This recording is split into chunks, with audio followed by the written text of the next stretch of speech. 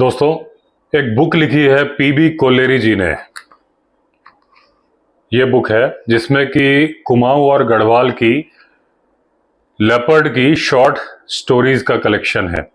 उसमें से एक स्टोरी है the alcoholic man eater of दीदी हाट। दोस्तों, एक कहानी शुरू होती है 2014 में, जब एक 11 साल का बच्चा लेपर्ड के द्वारा मार दिया जाता है उसके घर के सामने ही। उसका घर रोड के किनारे था, बिल्कुल एज पर था, पिथौरागढ़ डिस्ट्रिक्ट और बागेश्वर डिस्ट्रिक्ट के बीच में।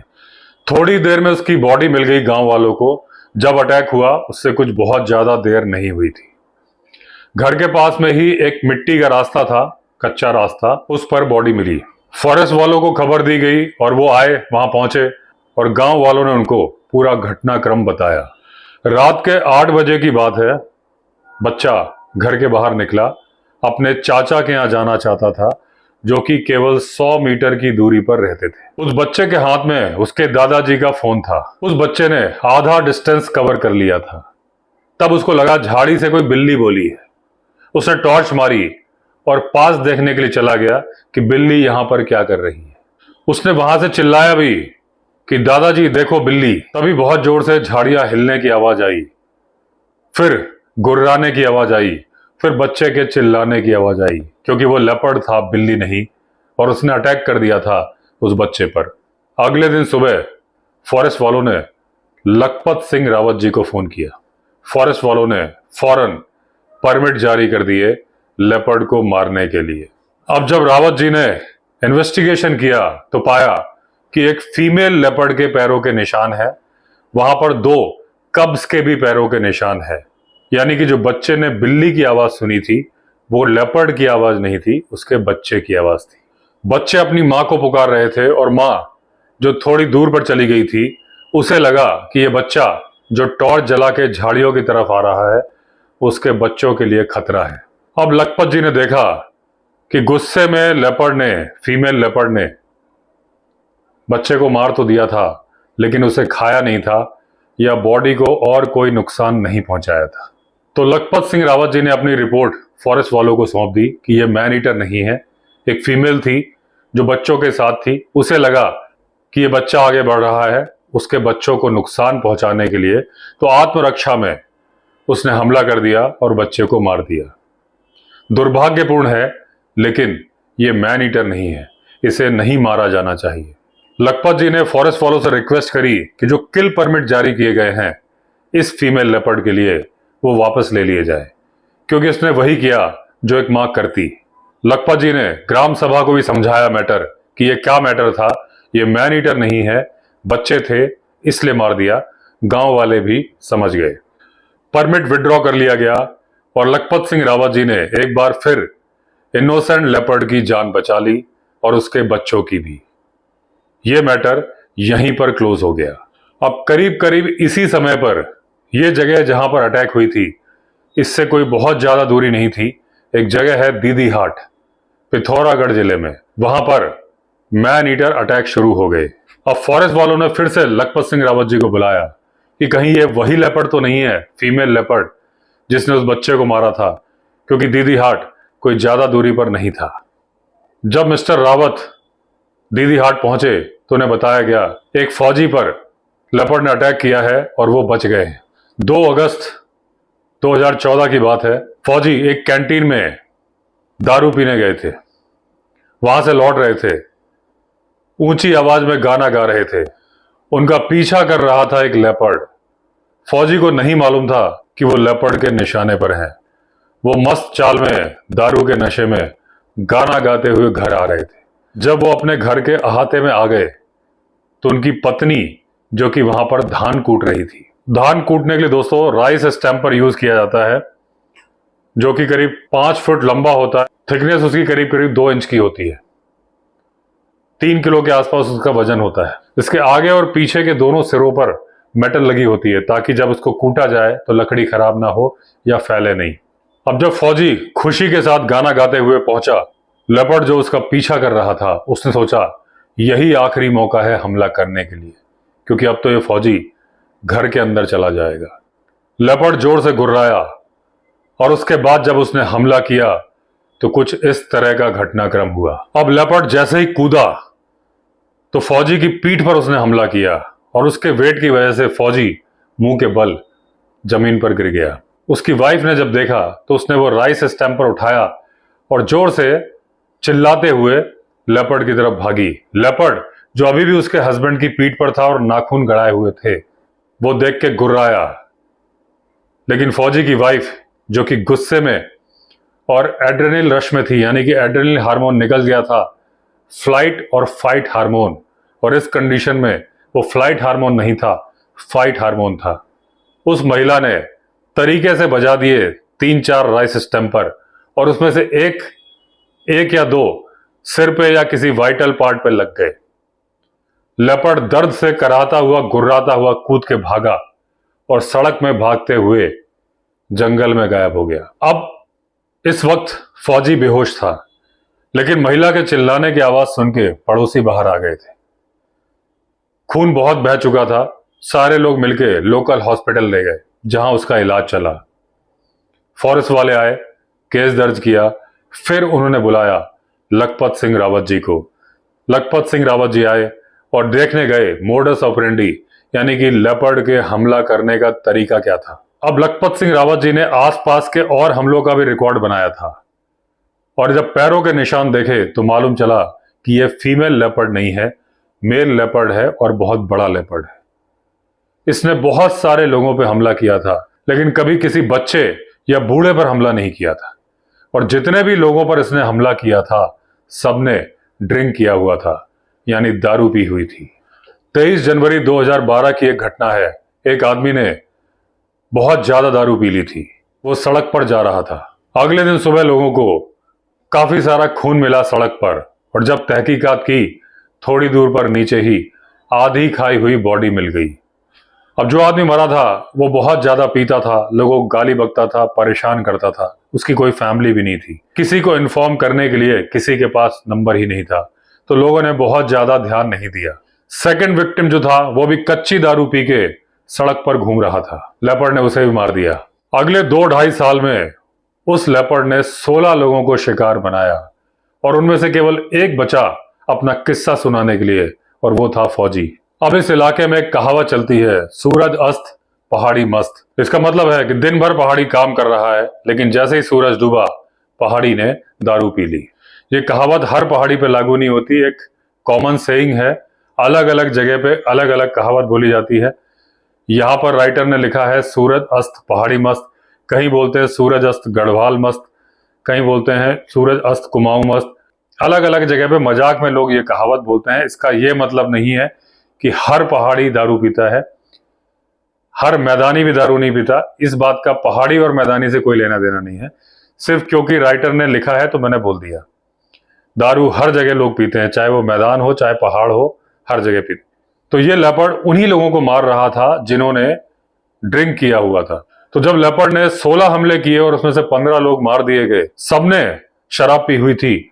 और जब उनका पोस्टमार्टम किया गया तो एक ही पैटर्न सामने आया। अब जब पोस्टमार्टम में देखा गया कि वो लेपर्ड जब भी किसी आदमी को मारता था, सबसे पहले उसका स्टमक खोलता था, स्टमक से अल्कोहल पीता था, फिर रिब केज में जाता था, लंग्स और हार्ट खाता था।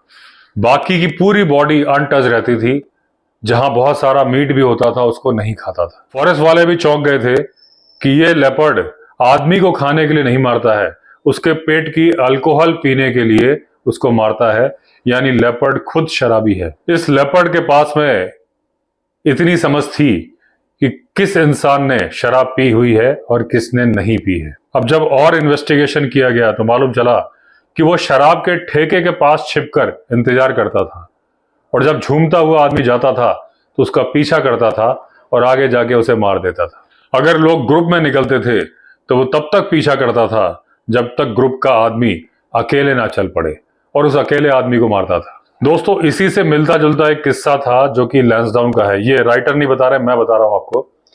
जब मैं लैंसडाउन में अपना कैंप का कंस्ट्रक्शन कर रहा था 2017 में, तो मुझे मजदूरों ने कुछ बात बताई थी कि वहां पर भी लेपर्ड के हमले हुए थे, और ज्यादातर उन आदमियों पे हुए थे जो कि दारू पी के पेड़ के नीचे लेटे होते थे।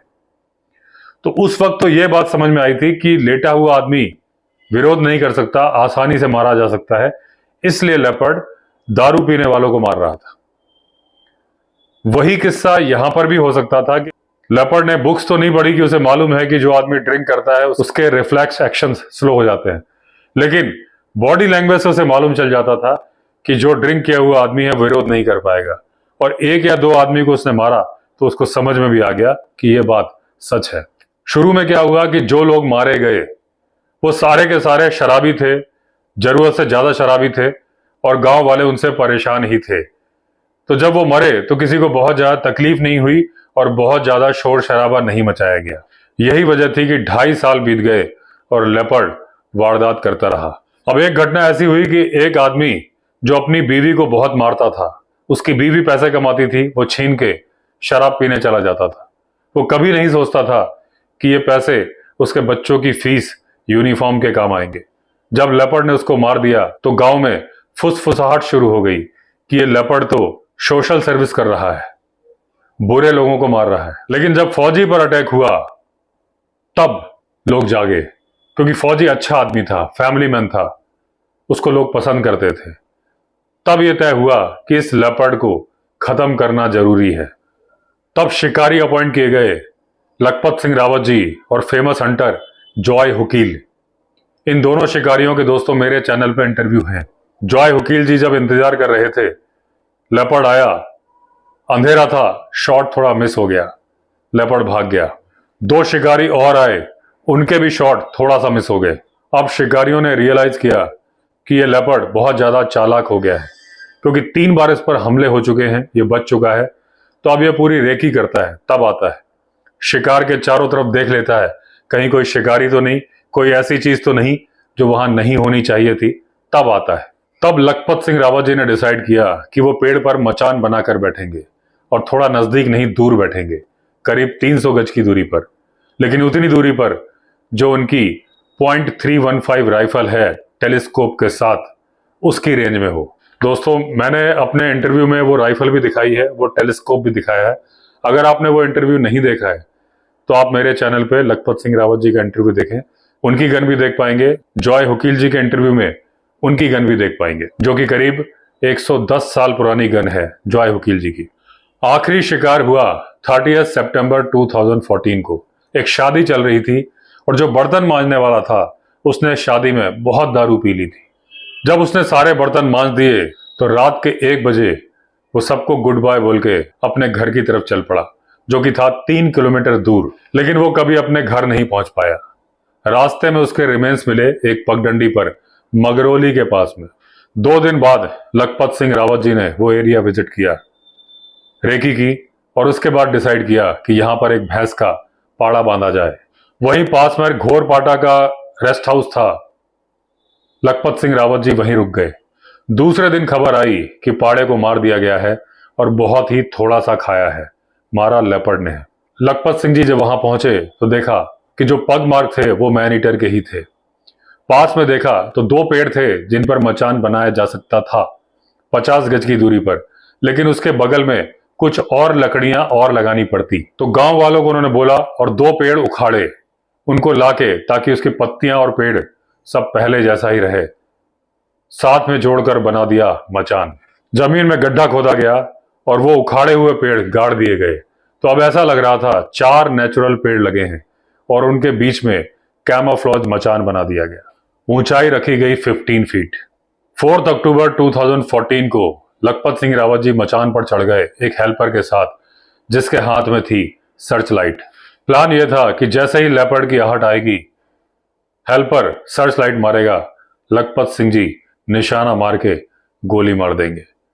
काफी टाइम बीत गया, शाम के 7 बज गए, घुप अंधेरा था। धीरे धीरे बारिश होने लगी थी और उसकी आवाज में लेपर्ड की आवाज सुनना मुश्किल हो रहा था। रात के 1 बज रहे थे। लखपत सिंह जी को हल्की हल्की झपकी आ रही थी। तभी उनके हेल्पर ने उनके कंधे पर टैप किया। जैसे ही उन्होंने ध्यान से सुना, हड्डियां तोड़ने की आवाज आ रही थी। लखपत सिंह जी की राइफल, जो कि उनकी थाइस के पास रखी थी, उन्होंने धीरे से एम किया और पहले से फिक्स किया हुआ सिग्नल हेल्पर को दिया।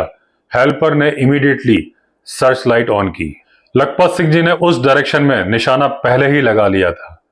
जैसे ही सर्च लाइट ऑन हुई, लेपर्ड एकदम से चौंक गया, पहले से लगे निशाने को फिक्स किया और लखपत सिंह जी ने गोली चला दी। लेपर्ड ऊपर को उछला, अजीब तरीके से उछलने लगा और बहुत ही अजीब सी आवाज निकालने लगा। बाद में मालूम चला कि उसके लंग्स पंक्चर हो गए थे, इसलिए आवाज अजीब सी आ रही थी। लखपत सिंह जी ने दूसरा निशाना लिया, फिर गोली चला दी। लेपर्ड एक साइड में गिर गया और स्थिर हो गया। जब लेपर्ड का पोस्टमार्टम किया गया तो मालूम चला फुल्ली ग्रोन 14 साल का लेपर्ड था। उसके कैनाइन दांत खराब थे, लेकिन उसके नाखून परफेक्ट शेप में थे। यही वजह थी कि उसने फौजी को दांत से नहीं पकड़ा था, अपने पंजों से पकड़ा था, नाखून से पकड़ा था। यह 7.5 फीट लंबा बहुत ही बड़ा लेपर्ड था और उसकी बाहें भी बहुत ही मस्कुलर थी। ऐसा लग रहा था इस लेपर्ड ने स्टेरॉइड लेके अपनी मसल्स बनाई है। और मिस्टर रावत मजाक में बोलते हैं कि जितनी दारू उस लेपर्ड ने पी ली थी, उसकी वजह से उसकी मसल्स बन गई थी। जब गांव वालों को खबर लगी तो 40 गांव के लोग उस लेपर्ड को देखने आए। फौजी भी देखने आया। फौजी के हाथ में अभी भी छड़ी थी। जब फौजी ने उस लेपर्ड को देखा तो अपनी छड़ी से 3-4 वार किए। उसके बाद फौजी पीछे हटा, एक पेड़ से सट के बैठ गया और बच्चों की तरह सुबक सुबक के रोने लगा, क्योंकि उसका गुस्सा उन 3-4 वार में निकल गया था। जब लखपत सिंह रावत जी ने पूछा कि तुम रो क्यों रहे हो, तो फौजी ने कहा कि साहब, मुझे यकीन नहीं हो रहा कि इतना बड़ा पावरफुल लेपर्ड उसने मुझ पर अटैक किया और मैं जिंदा बच गया हूं, या इसने मेरी जान बख्श दी। हालांकि फौजी की जान बचाई थी उसकी बहादुर बीवी ने। तो दोस्तों, इस तरह से अंत हुआ alcoholic man eater of Didihat का, और इस तरह से अंत हुआ हमारी इस कहानी का। अगर आपने चैनल सब्सक्राइब नहीं किया है तो चैनल सब्सक्राइब कर लीजिए। चलिए फिर मिलते हैं अगले वीडियो में, तब तक के लिए all the best. Vande Mataram.